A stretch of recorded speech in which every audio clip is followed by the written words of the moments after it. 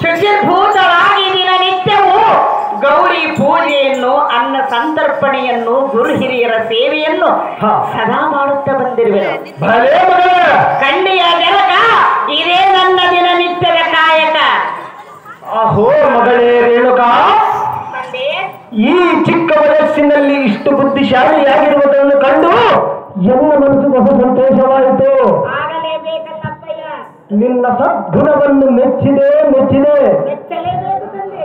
ನಿನ್ನ ಮನೋಬಯಕೆ ಏನಿರುವುದು ಏನು ಮಗಳೇ, ಅದನ್ನು ತಕ್ಷಣವೇ ನಡೆಸಿಕೊಡುವ ಪ್ರೇಮದ ಪುತ್ರಿ, ಸದ್ಗುಣಗಳ ಚರಿತ್ರೆ.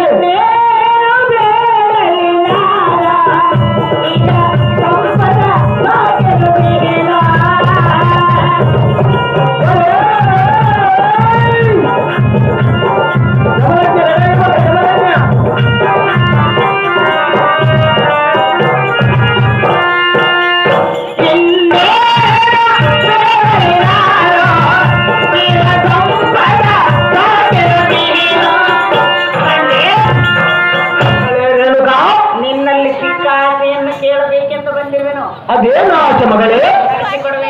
ಖಂಡಿತವಾಗಿ ನಡೆಸಿಕೊಡುವ ಕಾರ್ಯವಾದರೆ ಮಾತು ತಪ್ಪುವುದಿಲ್ಲ. ಈ ಸೂರ್ಯರಾಜನು